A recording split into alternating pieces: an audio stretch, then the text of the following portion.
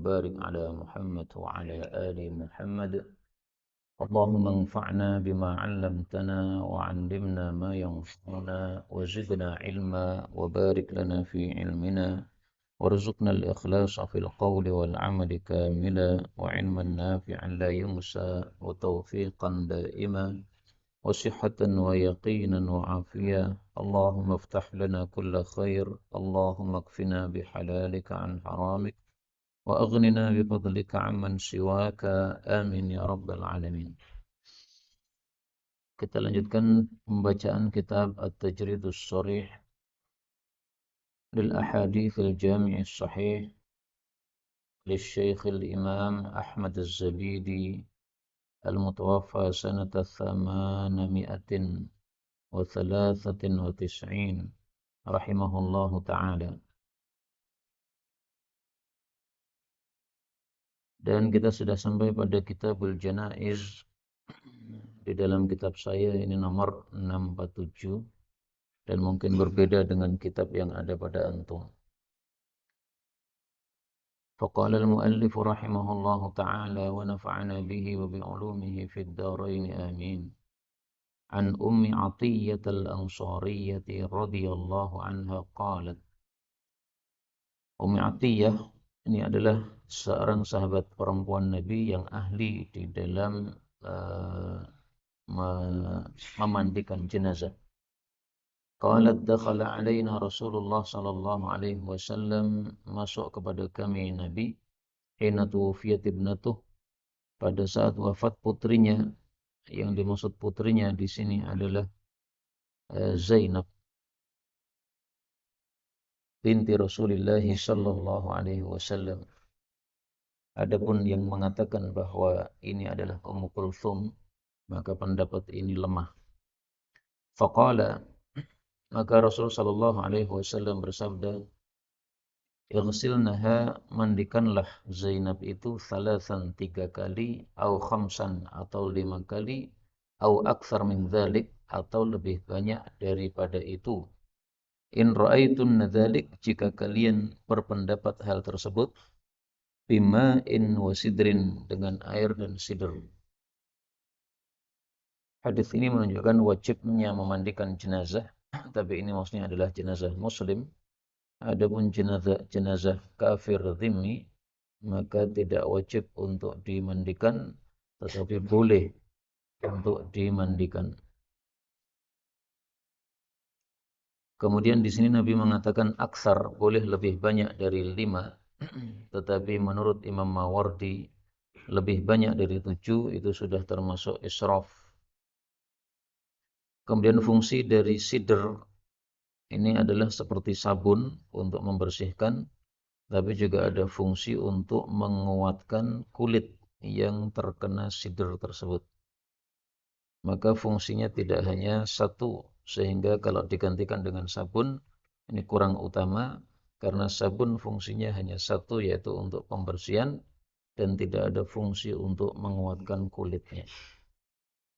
Waja'ana, dan letakkanlah fil akhirah, pada cucian yang terakhir, kafuran au qala syai'an min kafurin. Jadi rawinya ragu apakah Nabi mengatakan kafuran atau mengatakan syai'an min kafur. Kafur ini adalah satu tumbuhan yang wangi, tumbuhan kafur, dan fungsinya 2. Yang pertama untuk mewangikan, dan yang kedua sama dengan sidr, yaitu untuk menguatkan kulit yang terkena dengan kafur ini. Dan hadis ini menunjukkan disunahkannya penggunaan kafur pada cucian yang terakhir, dan itulah mazhab jumhur. Adapun Abu Hanifah yang mengatakan tidak disukai menggunakan kafur, maka pendapat itu tertolak dengan sunnah Rasulullah sallallahu alaihi wasallam. Bisa jadi Abu Hanifah belum sampai kepada beliau hadis ini. Fa idza faragtunna fa'adhinni, kalau kalian sudah selesai maka beritahukanlah kepada saya, karena Rasulullah akan mensalatkan jenazah putrinya tersebut dan akan memberikan kain kafan kepadanya. Dan ini menunjukkan bahwa jenazah perempuan dimandikan oleh para perempuan. Adapun bapaknya dan lain-lainnya tidak boleh memandikannya, kecuali suaminya saja berdasarkan hadis yang lain. Falamma faraghna adzannahu, tatkala kami sudah selesai kami pun memberitahu beliau. Waalaikumsalam. Fa'atana hiqwah, lalu beliau memberikan kepada kami sarung beliau. Hiqwun itu asalnya adalah tempat ikatan sarung, yaitu pada pinggang kita. Tetapi kemudian digunakan untuk makna sarung sebagaimana dalam hadis ini. Faqala, lalu Nabi bersabda, asy'irnaha, pakaikanlah secara langsung kepada Zainab iyyahu, akan sarung ini. Asyiar itu adalah pakaian yang langsung menempel pada tubuh kita, itu disebut syiar, sementara yang tidak langsung menempel disebut tithar. Maka Rasulullah bersabda, al-ansaru syiar wan nasu tithar, sebagaimana dalam hadis yang lain. Nah, maka maksudnya Nabi, sarung beliau dilangsungkan, ditempelkan pada jasadnya Zainab. Ini maksudnya untuk tabarruk, untuk mengambil barakah dari asar-asar Rasulullah sallallahu alaihi wasallam. Dan para ulama sepakat bolehnya mengambil berkah dari asar-asar Rasul sallallahu alaihi wasallam. Adapun asar-asar salihin, orang-orang saleh, maka diperselisihkan oleh para ulama. Sebagian mengatakan disunnahkan juga untuk mengambil berkah darinya. Sebagian mengatakan tidak disunnahkan, dan itulah pendapat yang dipakai oleh guru-guru kita. Tidak ada tabarruk kecuali dengan asar Rasulullah sallallahu alaihi wasallam. Karena memang berbeda antara Rasul sallallahu alaihi wasallam dengan selain beliau. Keringat beliau wangi, sementara keringat selain beliau tidak ada yang wangi, dan sebagainya. Qala ta'ni izarahu. Ini penjelasan untuk kata-kata hiqwahu tadi ini. Wa fi riwayatin ukhra annahu qala ibda'u, mulailah bima yaminiha, dengan bagian kanannya, wa mawadhi'il wudu'i minha, dan tempat-tempat atau anggota-anggota wudu darinya. Jadi prakteknya pertama diwudukan si jenazah tadi, kemudian dimandikan, tapi dimulai dengan bagian kanan karena Rasulullah menyukai at-tayammun atau at-tayammun, yaitu mendahulukan yang kanan. Qalat wa masyatna, dan kami pun menyisiri Zainab thalathata qurun, menjadi 3 bagian, yaitu rambutnya dikelabang menjadi 3 kelabang. Dan inilah sunnah bagi para perempuan, bukan untuk laki-laki, bahwa rambutnya karena panjang maka dikelabang menjadi 3, dan ini mazhab jumhur al-ulama. Adapun Abu Hanifah yang mengatakan bahwa hal itu makruh, maka pendapat itu tertolak dengan hadis yang sahih ini. Dan bisa jadi Abu Hanifah belum sampai kepadanya hadis ini. Kemudian setelah dikelabang, rambutnya ditaruh di belakang, sebagaimana disebutkan dalam hadis yang lain, wa alqainaha khalfaha, tapi di sini tidak ada kalimat tersebut. Dan itu pendapat jumhur ulama, menyelisih mereka Abu Hanifah lagi. Dia katakan rambutnya ditaruh di bagian depan dadanya. Tapi yang lebih bagus sesuai dengan hadis yang sahih, yaitu ditaruh di bagian belakang punggungnya. Hadis berikutnya di kitab saya 649, wa an Aisyah radhiyallahu anha anna Rasulullah sallallahu alaihi wasallam kuffina fi thalathati athwabin yamaniyatin bidin sahuliyatin. Boleh juga dibaca suhuliyatin dengan sin yang di fathah atau di dhammah. Min kursufin, kursuf artinya cotton atau kapas. Laisa fihinna qamisun wala imamatun. Hadis ini menunjukkan disunahkannya kafan 3 helai, salasati. Adapun untuk wanita maka 5 helai, sebagaimana sunnah Sayyidina Umar radhiyallahu taala an.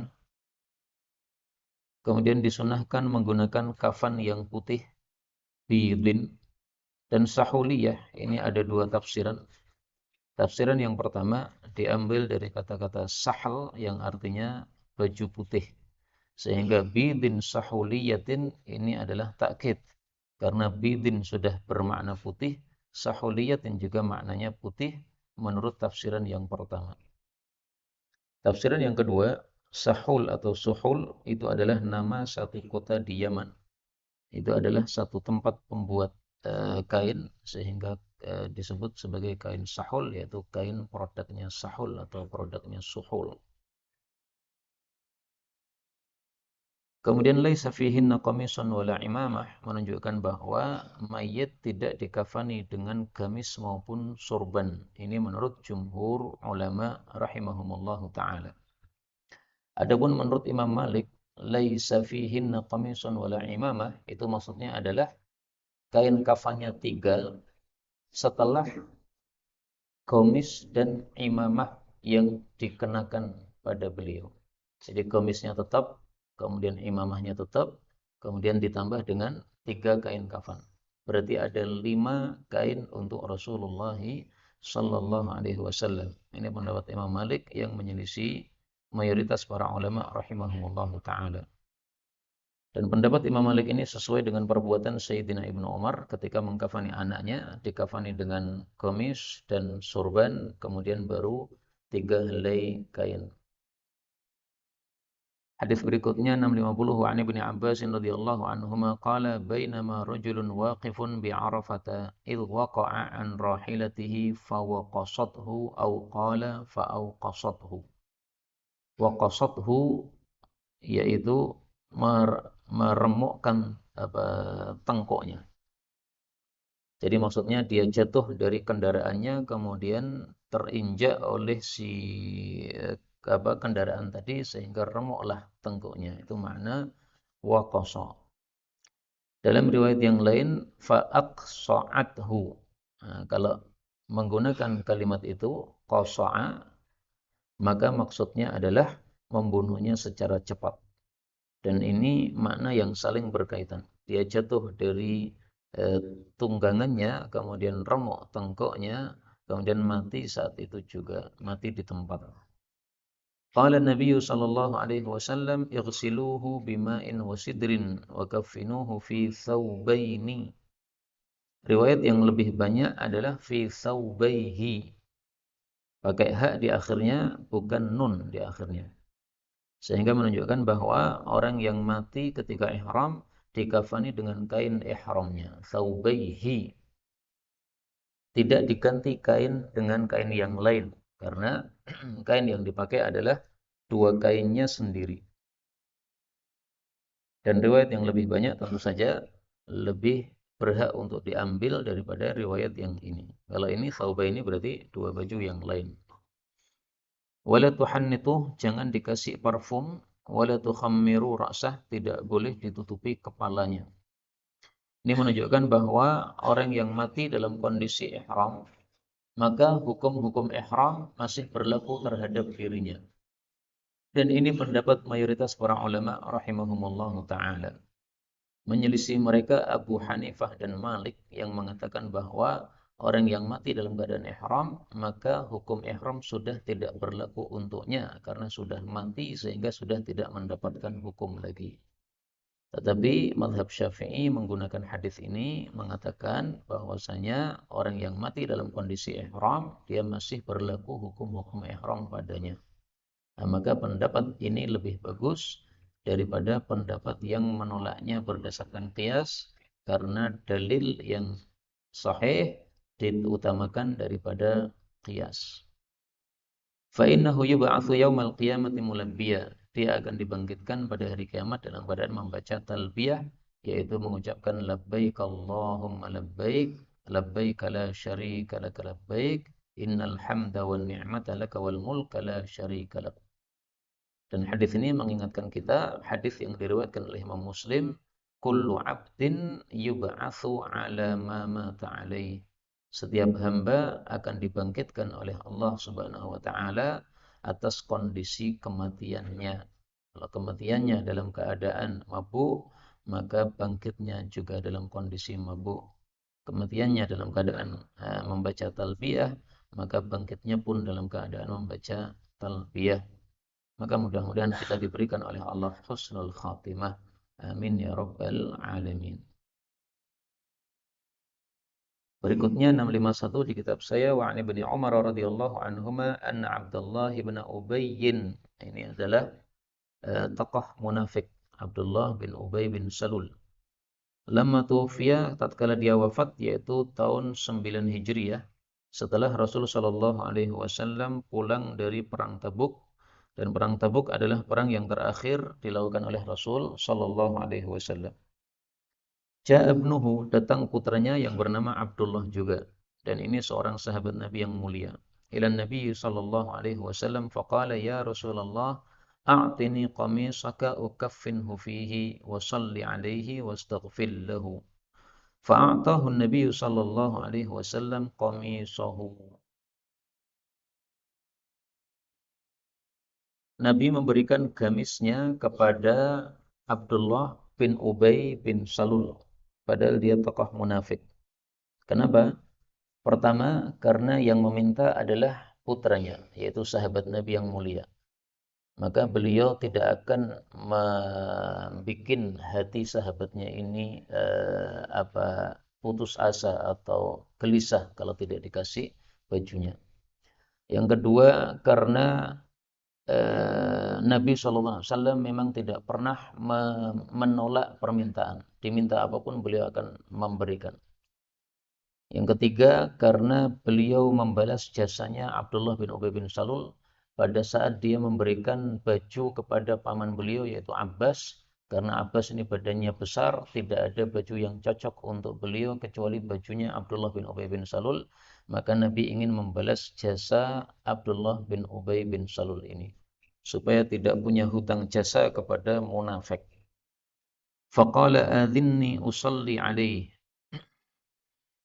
Fa'adhanahu falamma arada an yusalli alaihi jazabahu Umar, ditarik oleh Sayyidina Umar radhiyallahu anhu.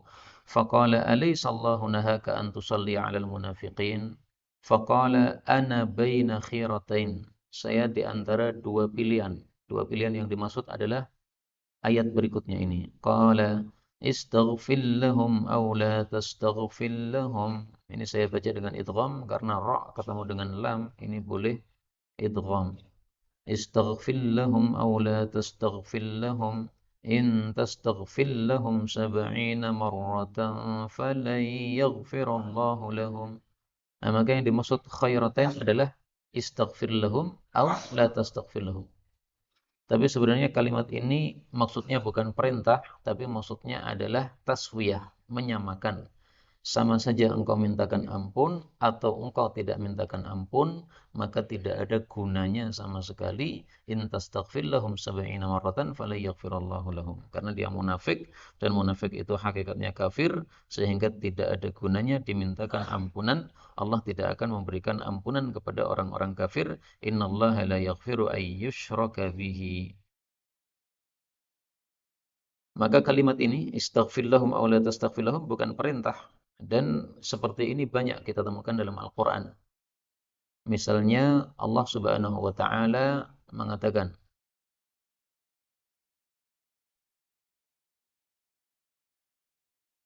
di dalam surat apa? Al-Baqarah. Ada enggak ayat yang semana?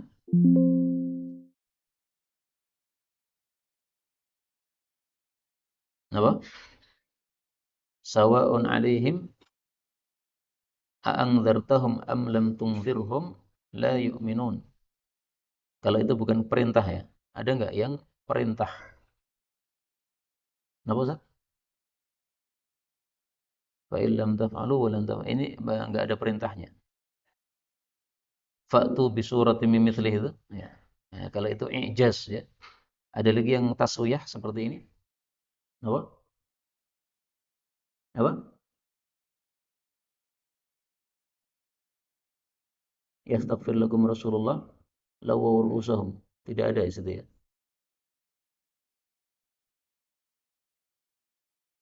Atau pada surat yang lain, surat At-Taubah ada enggak? Kan berkaitan dengan orang-orang munafik.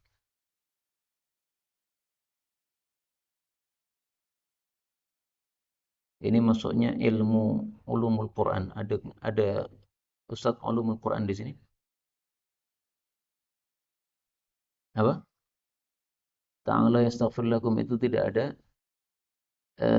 taswiyah padanya. Yang kita cari yang taswiyah. Taswiyah maksudnya sama saja apakah kamu lakukan atau tidak kamu lakukan, sama saja tidak ada gunanya.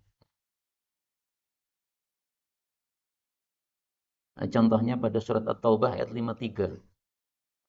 Qul anfiqu taw'an aw karhan lan yutaqabbala minkum innakum kuntum qauman fasiqin. Anfiqu, infaklah wahai orang-orang munafik, taw'an secara sukarela, au karhan au kurhan, dua qiraah, atau secara terpaksa. Nah, di sini bukan perintah, tapi maksudnya taswiyah.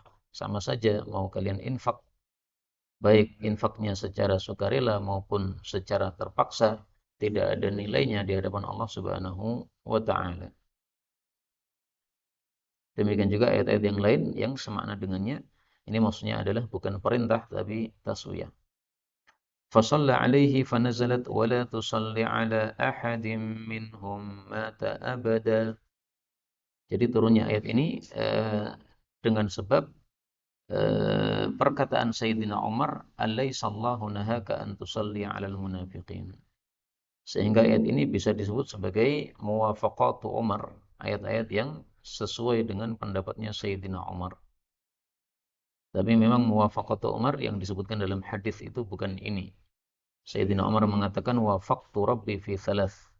Saya sepakat dengan Allah dalam 3 perkara, fi maqami Ibrahim wattakhidhu min maqami Ibrahim musalla wa fil hijab min wara'i hijab wa fi usara Badr, yang dibunuh menurut pendapat Sayyidina Umar itu. Nah, termasuk ini juga bisa dimasukkan dalam muwafaqat Umar.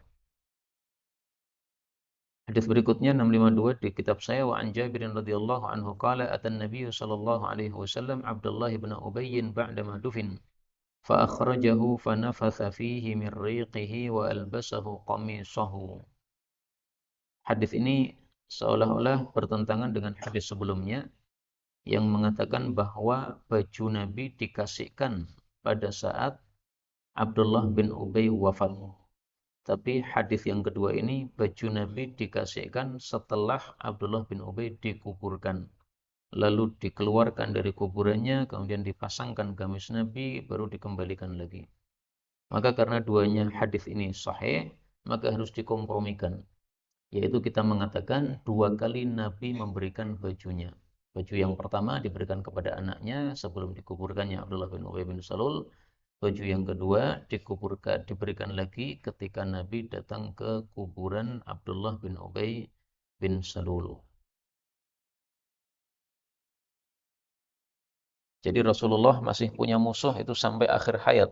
Tahun 9 Hijriah itu baru matinya Abdullah bin Ubay bin Salul. Padahal beliau sudah berada di Madinah mulai dari 1 Hijriah. Tapi musuhnya baru mati 9 Hijriah. Sehingga kita ambil pelajaran, kita sabar kalau ada musuh meskipun sampai mati, sebagaimana Rasulullah sallallahu alaihi wasallam, musuh dalam selimut. 653 wa an Khabbab radhiyallahu anhu qala hajarna ma'an Nabi sallallahu alaihi wasallam naltamisu wajh Allah. Ini menunjukkan adanya wajah bagi Allah Subhanahu wa taala meskipun laisa kamitslihi syai', sehingga kita tidak mengatakan bahwa wajah Allah adalah anggota tubuhnya Allah Subhanahu wa taala. Dan dalam hadis yang sahih kita diberi ajaran doa oleh Nabi, wa as'aluka ladzatan nazar ila wajhik. Saya minta kepada engkau ya Allah untuk bisa menikmati melihat kepada wajahmu. Hadis riwayat Nasa'i.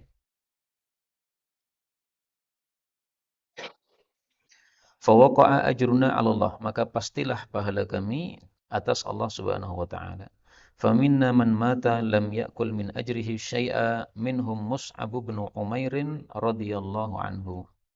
Wa minna man ay'anat, ada yang sudah matang lahu thamaratuhu, buahnya.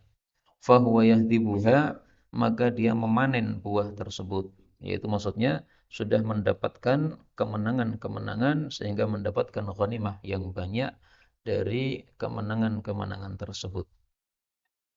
Qutila, ini bicara tentang Mus'ab bin Umair. Qutila yawma Uhudin falam najid ma nukaffinuhu illa burdah. Idza ghattayna biha ra'sahu kharajat rijlah wa idza ghattayna rijlaihi kharaja ra'suh fa amarna an-nabiy sallallahu alaihi wasallam an nughatti ra'sah wa an naj'ala 'ala rijlaihi minal idkhir. Pada kedua kakinya ditutupi dengan rumput idkhir. Ini menunjukkan bahwa yang wajib di dalam mengkafani jenazah adalah tertutup seluruh tubuhnya. Dan itu pendapat mayoritas para ulama. Sebagian ulama berpendapat yang wajib ditutupi hanya auratnya saja. Tetapi pendapat itu bertentangan dengan hadis ini. Karena hadis ini menyuruh untuk menutupi kakinya dan kaki bukan termasuk aurat, ditutupi dengan rumput idkhir. Adapun 3 helai kain tadi itu hanyalah sunnah. Adapun yang wajib hanyalah 1 helai kain, yang penting sudah tertutup auratnya semuanya. Demikian juga kain dalam bentuk kain itu hanya sunnah, seandainya dikafani dengan gamis yang berbentuk juga tidak masalah, sebagaimana dalam kasusnya Abdullah bin Ubay bin Salul tadi dikafani dengan gamisnya Rasulullah sallallahu alaihi wasallam, dan gamis itu adalah sesuatu yang sudah terbentuk. Berikutnya 654, wa an Sahlin radhiyallahu anhu anna imra'atan ja'atin nabiyya sallallahu alaihi wasallam bi burdatin mansujah, yang ditenun, fiha hasyatuha, padanya masih ada pinggirnya. Maksudnya dia itu masih kain baru yang pinggirnya belum dibersihkan dari potongannya itu, sehingga masih ada keliwiran-keliwirannya. Dan ini menunjukkan masih barunya kain tersebut. Atadruna mal burdah? Qalu asyamlah. Sama saja ya maknanya, yaitu selendang. Qala na'am. Qalat nasajtuha biyadi faji'tu liaksuwakaha. Fa'akhadaha Nabi sallallahu alaihi wasallam muhtajan ilaiha. Menunjukkan bahwa Nabi sallallahu alaihi wasallam menerima hadiah dan beliau biasanya membalas hadiah tersebut. Sehingga dalam masalah hadiah ini ada 2 sunnah.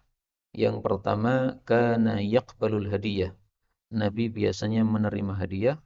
Yang kedua, wa yuthibu 'alaiha. Beliau membalas hadiah yang diberikan kepada beliau. Maka menolak hadiah tidaklah sunnah, dan tidak membalas hadiah juga tidaklah sunnah. Tapi membalas hadiah tidak harus dengan hadiah juga, bisa membalasnya dengan doa jazakallahu khairan maupun yang lain. Fakharaja ilaina wa innaha izaruhu fahassanaha fulanun.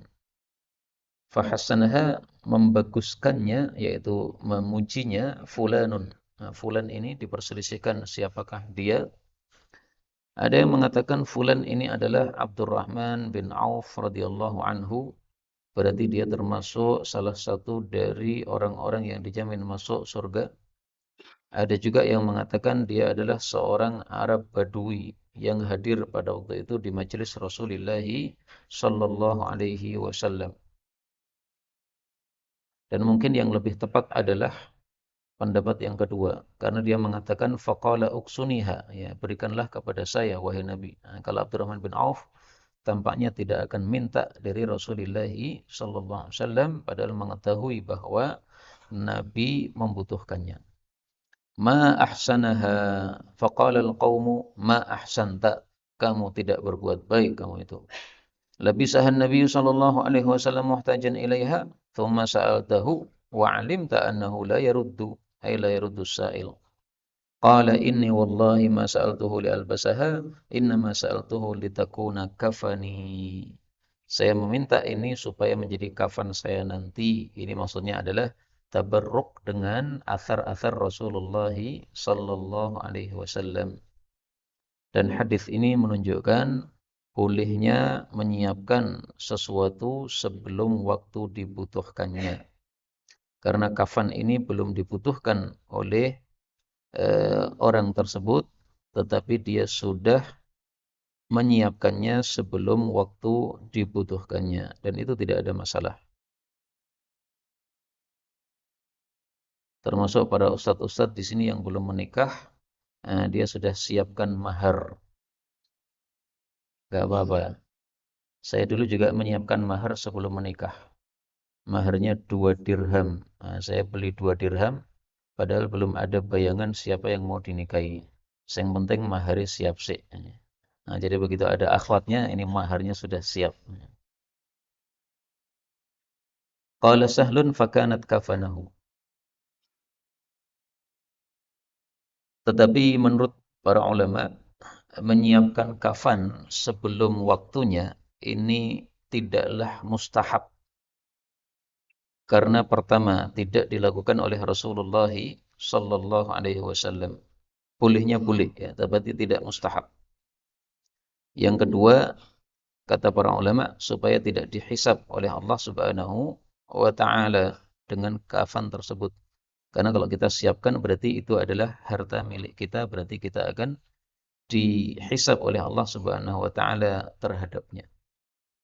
Adapun menyiapkan kuburan maka tidak termasuk di sini, tidak termasuk yang tidak mustahab karena di situ ada ibrah padanya, yaitu untuk untuk mengingat kematian. Termasuk yang melakukan menyiapkan kuburan itu adalah Al-Imam Ibnul Munkadir. Ibnul Munkadir itu dulunya melihat ada seorang ahli takwa yang suka datang ke kuburan, kemudian nangis-nangis di kuburan. Maka ditanya oleh Ibnul Munkadir, ini siapa fulan ini? Maka disebutkan ini adalah fulan yang setiap bulan selalu sekat satu kali berada di kuburan untuk mengambil ibrah supaya dia ingat mati. Nah, maka kemudian Ibnul Munkadir meniru tingkah tersebut. Setiap bulan dia datang ke kuburan, menangis di hadapan kuburan-kuburan yang ada sambil ziarah kubur untuk mengingat kematian, dan itu berfungsi untuk menyemangati beramal dalam satu bulan. Nah, ini termasuk ibrah yang bagus dalam hal ini, bukan termasuk yang menyiapkan kafan tadi. 655 wa an Ummi Athiyyah radhiyallahu anha qalat nuhina an ittiba'il janais. Kami para wanita dilarang dari mengikuti jenazah. Walam yu'zam alaina, tapi tidak ditegaskan larangan terhadap kami. Maksudnya adalah makruh, larangan mengikuti jenazah, tidak sampai kepada haram. Tetapi masalah ini mengkhilafiyah, ada yang mengatakan bahwa perempuan haram untuk mengikuti jenazah sampai ke kuburan. Tapi pendapat yang mengatakan makruh, inilah dalilnya. Adapun pendapat yang mengatakan haram, maka dalilnya hadis yang diriwayatkan dalam kitab Sunan. Bahwasanya Nabi Shallallahu Alaihi Wasallam bertemu dengan Fatimah setelah adanya jenazah. Maka Fatimah ditanya oleh Nabi Shallallahu Alaihi Wasallam, hal balagti ma'ahumul quda? Apakah engkau sampai bersama orang-orang tadi ke kuburan? Maka Fatimah mengatakan, ma'adzallah. Tidak mungkin saya sampai ke kuburan padahal saya sudah mendengar sabda engkau dalam masalah ini. Maka Rasulullah bersabda, lau balagti ma'ahumul quda, kalau kamu sampai ke kuburan bersama mereka, maka kamu tidak akan melihat jannah sebagaimana kakekmu tidak akan melihat jannah, yaitu Abdul Muttalib yang mati dalam keadaan kafir. Tapi hadis ini diriwayatkan oleh Nasai, dan Nasai mengatakan Rabi'ah dhaif, sehingga hadis ini dinilai dhaif oleh Al-Imam An-Nasai rahimahullahu taala. Meskipun ada juga yang mensahihkannya. Maka ringkasnya, ada yang mengatakan makruh, ada yang mengatakan haram. Yang mengatakan makruh, ini hadisnya sahih. Yang mengatakan haram, hadisnya didhaifkan Nasai tadi. Tapi kalau perempuan mengikuti jenazah sampai kuburan, hendaklah satu tidak ikhtilat. Yang kedua tidak tabarruj. Yang ketiga tidak memakai parfum karena menyebabkan mendapatkan dosa ketika dia keluar dengan parfum tersebut.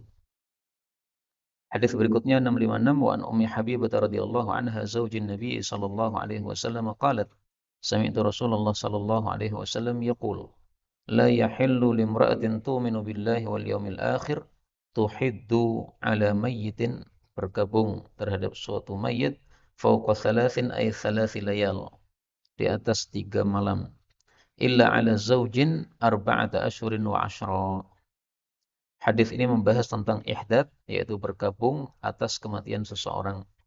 Bahwasanya bergabung itu ada dua macam. Yang pertama, kalau bergabung untuk selain suami, maka hukumnya hanyalah mubah, boleh, tidak wajib. Dan itu dibatasi salasilayal, 3 malam, tidak boleh lebih. Yang dihitung adalah malamnya, bukan harinya. Sehingga seandainya matinya malam Senin, maka malam Senin itu sudah dihitung, kemudian malam Selasa, malam Rebu. Maka setelah malam Rebu sudah tidak boleh lagi. Rebu paginya sudah tidak boleh bergabung lagi. Yang kedua, apabila yang mati adalah suami, maka bergabung di sini hukumnya wajib. Jadi mubah untuk selain suami, tapi wajib untuk suami berdasarkan hadis yang lain, bukan hadis ini. Adapun masa bergabung untuk suami, maka di sini disebutkan arba'ata asyhurin wa asyra, 4 bulan 10 hari. Ini maksudnya adalah al-ghalib biasanya. Tetapi bergabung untuk kematian suami bisa kurang dari 4 bulan 10 hari, bisa juga lebih dari 4 bulan 10 hari. Karena al-ihdadu yatba'ul iddah. Hukumnya ihdad atau bergabung itu mengikuti hukum masa iddah. Kalau masa iddahnya cuma 10 hari, berarti bergabungnya juga 10 hari. Kalau masa iddahnya misalnya 8 bulan, berarti bergabungnya juga 8 bulan. Misalnya seorang wanita yang ditinggal mati suaminya dalam kondisi hamil tua. Setelah 10 hari kematian suami, kemudian dia melahirkan anak. Berarti masa iddahnya sudah selesai, berarti masa bergabungnya juga sudah selesai. Atau sebaliknya, ditinggal mati suaminya, dia hamil muda, baru 10 hari, baru 1 bulan hamilnya. Masih ada 8 bulan. Berarti masa iddahnya 8 bulan, masa bergabungnya juga 8 bulan. Dan yang dimaksud ihdad itu adalah tarkus zinah, meninggalkan berhias. Jadi tidak pakai parfum meskipun di dalam rumahnya, tidak pakai celak dan juga tidak memakai baju yang menarik, sehingga kalau dia keluar rumah maka menggunakan baju yang biasa saja, yang tidak menarik. Berikutnya 657. Wa an Anas bin Malik radhiyallahu anhu qala marra an-nabiy sallallahu alaihi wasallam bimra'atin tabki 'inda qabrin. Ini maksudnya adalah kuburan anaknya yang mati. Faqala ittaqillah wasbiri. Ini menunjukkan bahwa wanita boleh ziarah kubur. Karena Rasulullah sallallahu alaihi wasallam hanya menyuruh dia untuk sabar, tidak menyuruh dia untuk keluar dari kuburan yang dia ziarahinya. Qalat ilaika anni fa innaka lam tusab bi musibati wa lam ta'rifhu. Jadi dia tidak tahu bahwa laki-laki itu adalah Rasul sallallahu alaihi wasallam. Faqila laha innahu an-nabiyyu sallallahu alaihi wasallam. Yang memberitahu ini adalah Fadl bin Abbas, sepupu Nabi sallallahu alaihi wasallam, putranya Abbas. Fa'atat baban Nabi sallallahu alaihi wasallam falam tajid indahu bawabin. Faqalat lam a'rifka. Faqala innamas sabru indas sadmatil ula. Maksudnya innamas sabrul kamil. Tiada lain sabar yang sempurna itu adalah ketika berhadapan yang pertama dengan musibah tersebut. Adapun kalau sudah lama dari musibah, kemudian baru sabar, yaitu sabar yang biasa, bukan sabar yang sempurna. Maka maksud Nabi sallallahu alaihi wasallam adalah bahwa sabar yang sempurna sudah terlewat dari engkau. Kalau besok lagi ada musibah lagi, maka sabarnya jangan terlambat, tapi hendaklah sabar yang sempurna, yaitu begitu mendapatkan musibah langsung mengucapkan inna lillahi wa inna ilaihi raji'un. Dan masalah ini, yaitu ziarah kubur bagi perempuan, adalah masalah khilafiyah. Sebagian ulama berpendapat boleh bagi wanita untuk ziarah kubur. Sebagian ulama berpendapat tidak boleh bagi wanita untuk berziarah kubur. Dan pendapat yang dipilih oleh Asy-Syaikh Al-Albani rahimahullah, boleh wanita ziarah kubur apabila tidak terlalu sering. Karena Rasulullah bersabda, la'anallah zawwaratil kubur. Allah melaknati wanita-wanita yang selalu ziarah kubur. Jadi seringnya ziarah kubur itulah yang dilaknat. Tapi kalau sesekali tidak ada masalah. Wallahu a'lam bissawab. Hadis berikutnya 5658, wa an Usamah bin Zaid radhiyallahu anhuma qala arsalati telah mengutus ibnatun Nabi sallallahu alaihi wasallam putrinya Nabi sallallahu alaihi wasallam, "Inna ibnan li qubida," sesungguhnya anak laki-laki saya telah wafat. Maksudnya di sini sakaratul maut. Fa'tina, maka datanglah kepada kami. Putri Nabi ini adalah Ruqayyah dan putra beliau adalah Abdullah bin Uthman bin Affan radhiyallahu an. Karena Ruqayyah ini adalah istrinya Uthman bin Affan. Ada juga yang mengatakan putri beliau ini adalah Fatimah, berarti putra yang mati ini adalah Muhsin bin Ali radhiyallahu an. Karena Ali bin Abi Thalib punya 3 putra, 1 Hasan, 2 Husain, 3 Muhsin. Nah, Hasan Husain ini hidup sampai dewasa, sementara Muhsin ini wafat pada saat masih kecil. Dan di dalam kitab Adabul Mufrad disebutkan bahwa Ali bin Abi Thalib ketika melahirkan anak yang pertama dikasih nama Harbun. Maka Nabi mengatakan, "Bal huwa Hasan." Ini namanya Hasan. Kemudian putra yang kedua dikasih nama Harbun, maka diganti oleh Nabi Husain. Putra yang ketiga dikasih nama Harbun lagi, maka diganti oleh Nabi Muhsin. Kemudian fa'arsala yuqri'us salam wa yaqulu inna lillahi ma akhadh wa lahu ma a'ta wa kullun indahu bi ajalin musamma faltasbir wal tahtasib. Menurut para ulama, inilah kalimat yang paling utama untuk takziah, yaitu mengucapkan inna lillahi ma akhadh wa lahu ma a'ta wa kullun indahu bi ajalin musamma faltasbir wal tahtasib.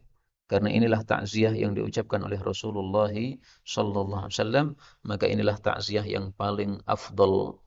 Tidak usah panjang-panjang, cukup 3 kalimat sudah menenangkan hati terhadap orang yang mengalami kematian.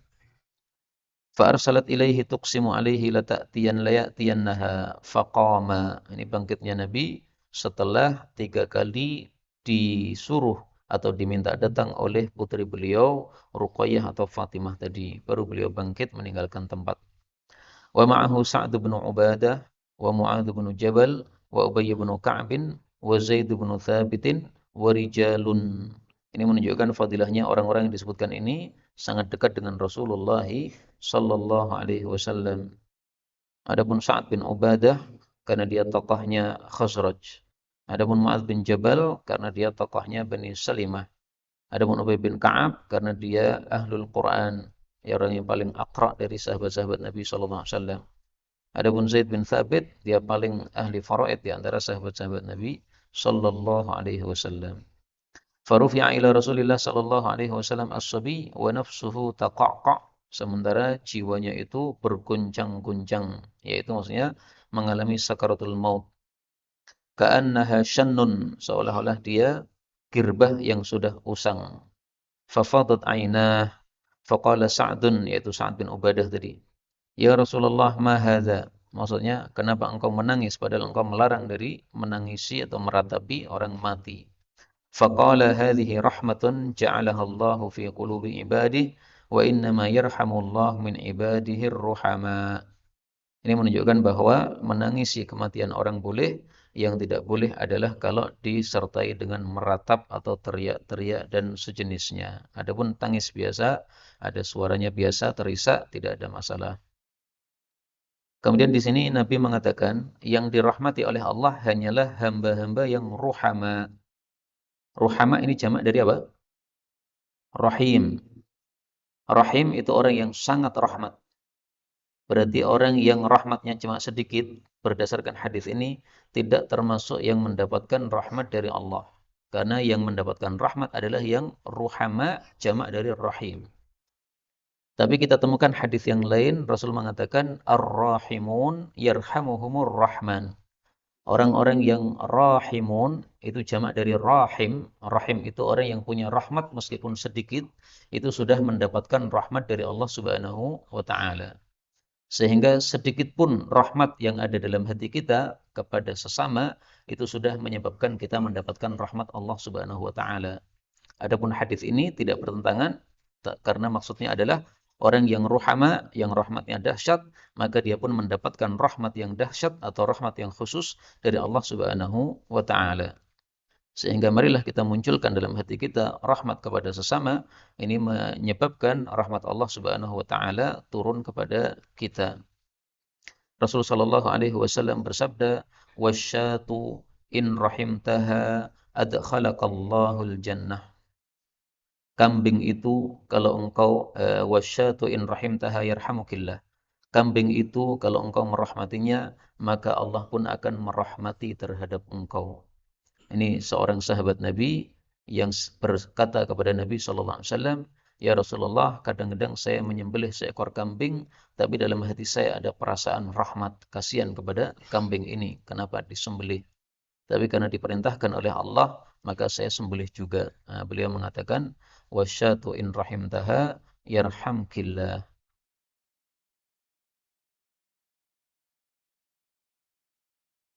Hadis berikutnya 659. Wa an Anas bin Malik radhiyallahu anhu qala syahidna bintan li Rasulillah sallallahu alaihi wasallam. Yang dimaksud bintun ini adalah Ummu Kulthum, istrinya Utsman bin Affan radhiyallahu anha. Qala wa Rasulullah sallallahu alaihi wasallam jalisun 'alal qabr. Qala fara'aitu 'ainaihi tadma'an. Qala faqala hal minkum rajulun lam yuqarifil lailah? Apakah di antara kalian ada seseorang yang tidak mengumpuli istri pada malam tadi? Faqala Abu Talhata ana. Qala fanzil. Qala fanazala fi qabriha. Jadi Ummu Kulthum, putri Nabi, istrinya Utsman, ini wafat. Padahal malam itu Utsman bin Affan mengumpuli salah satu budak beliau, sehingga tampaknya Nabi tidak senang ya. Ini istrinya sakit, malah dia bersenang-senang mengumpuli budaknya, sementara lalai dari istrinya, kemudian istrinya mati. Maka sir atau rahasia kenapa Nabi mengatakan, apakah ada di antara kalian seseorang yang tadi malam tidak mengumpuli istri? Ini seolah-olah teguran kepada Sayyidina Utsman. Ya. Engkau tadi malam lalai dari istrimu yang sakit, engkau malah mengumpuli budakmu, kemudian istrimu mati. Nabi tidak senang hal itu. Ini menurut sebagian ulama. Sehingga kalau kita memahami seperti itu, berarti hadis ini tidak memberikan hukum apapun. Hadis ini hanya khusus untuk kasus tadi. Ya, Sayyidina Utsman malamnya mengumpuli istri, kemudian beliau tidak senang bahwa Sayyidina Utsman yang menguburkan jenazah istrinya tersebut. Kemudian pendapat yang lain mengatakan bahwa Rasulullah kenapa mendahulukan orang yang tidak mengumpuli istri pada malam hari untuk menguburkan jenazah? Karena orang yang barusan melakukan sesuatu, maka dia masih tadzakkar, masih teringat dengan apa yang dia lakukan. Sehingga kondisi dia mengumpuli istri itu berbeda dengan kondisi dia menguburkan jenazah. Orang menguburkan jenazah ini perlu orang yang khusyuk, tunduk kepada Allah Subhanahu wa taala, mengingat kematian. Sementara kalau dia masih teringat dengan kondisi dia mengumpuli, maka itu tidak sesuai dengan kondisi khusyuk yang semestinya ada pada orang yang menguburkan jenazah. Nah, kalau dipahami seperti ini, berarti hadis ini mempunyai hukum, yaitu disunahkan orang yang turun ke liang lahatnya itu orang yang tadi malam tidak sedang mengumpuli istrinya, supaya dia lebih khusyuk di dalam dia menguburkan jenazah tersebut. Wallahu a'lam bishawab. Hadis terakhir pada pertemuan kali ini, hadis 660, wa an Umar radhiyallahu anhu qala qala Rasulullah sallallahu alaihi wasallam, innal mayyita yu'adzab bi ba'di bukai ahlihi alaihi. Sesungguhnya mayit itu disiksa dengan sebagian tangisan keluarganya terhadapnya. Ini maksudnya, kalau si mayit itu sebelum mati memberikan wasiat, kalau saya mati tolong ditangisi, maka dia akan disiksa oleh Allah Subhanahu wa taala dengan sebabnya. Atau tangisan mayit ini biasa dilakukan oleh orang-orang di kampung tersebut dan dia tidak berwasiat untuk tidak dilakukan padanya. Akhirnya ketika dia mati pun ditangisi, diratapi, maka ini pun juga akan disiksa oleh Allah Subhanahu wa taala. Fabalagha dzalika Aisyah radhiyallahu anha ba'da mauti Umar radhiyallahu anhu faqalat rahimallahu Umar. Ini dalil bahwa sebelum kita mengkritik seseorang dimulai dengan doa terlebih dahulu, sebagaimana dalam Al-Qur'an, afallahu anka lima adzinta lahum. Rahimallahu Umar, wallahi ma haddatsa Rasulullah sallallahu alaihi wasallam innal mu'min yu'adzab bi bukai ahlihi alaihi. Walakin Rasulullah sallallahu alaihi wasallam qala innallaha la yazidul kafir 'adzaban bibukai ahlihi alaih. Jadi yang benar menurut Aisyah, Nabi bersabda, Allah menambah siksa kepada orang kafir ketika ditangisi. Adapun tangisnya keluarga mayit tidak menyebabkan siksa sama sekali terhadap si mayit, karena waqalat hasbukumul Qur'an wala taziru waziratun wizra ukhra. Karena seseorang tidak menanggung dosa dari orang yang lain. Dan ayat ini la taziru waziratun wizra ukhra diulang oleh Allah dalam Al-Qur'an sebanyak 5 kali untuk menunjukkan pentingnya hal tersebut. Maka di sini Aisyah mengkritik Sayyidina Umar yang menganggap hadisnya salah. Tapi Sayyidina Umar hadisnya benar. Kita menangkan Sayyidina Umar karena Sayyidina Umar mendengar hadis itu, sementara Aisyah tidak mendengar hadis itu. Dan kaidahnya mengatakan bahwa al-alim muqaddamun ala man la ya'lam. Yang tahu itu didahulukan daripada yang tidak tahu. Sehingga hadisnya Sayyidina Umar tetap benar, tidak bertentangan sama sekali dengan ayat Al-Quran ini. Dan para ulama sudah mengumpulkan hadis-hadis yang dikritik oleh Sayyidatuna Aisyah dalam satu kitab. Itu berhasil mengumpulkan banyak hal. Ditulis dalam kitab dengan judul Al-Ijabah li'iradi mastadrakathu Aisyah ala sahabah. Menjawab hal-hal yang dikoreksi oleh Aisyah terhadap sahabat-sahabat Nabi SAW. Ini ditulis oleh Imam Zarkashi. Dan di dalamnya beliau menulis 2 bab. Bab pertama, koreksi Aisyah terhadap sahabat-sahabat yang populer. Itu ada 24 koreksi. Kemudian bab yang kedua, koreksi secara umum, itu ada 11 koreksi. Sehingga totalnya ada 35 koreksi untuk sahabat-sahabat Nabi SAW dari ibunda kita Aisyah radhiyallahu anha. Dan ini menunjukkan betapa luasnya ilmu Aisyah. Sampai mengoreksi 35 koreksi untuk sahabat Nabi SAW. Tapi tidak semua koreksinya itu bisa dibenarkan, ya, maka sudah dijawab oleh Al-Imam Az-Zarkashi. Salah satunya hadis ini yang dikoreksi oleh Aisyah. Ternyata yang dikuatkan oleh para ulama adalah para sahabat Nabi. Sementara Aisyah tidak pernah mendengar hadis ini. Ini sesuatu yang wajar, ya, karena Aisyah tidak selalu bersama Rasulullah sallallahu alaihi wasallam. Dalam masalah ziarah kubur, Aisyah tidak pernah ziarah kubur bersama Nabi atau tidak pernah ikut menguburkan jenazah bersama Nabi, sehingga hadis ini wajar kalau Aisyah tidak pernah mendengarnya. Wallahu a'lam bishawab, walhamdulillahirabbil alamin. Kalau ada pembahasan dipersilahkan.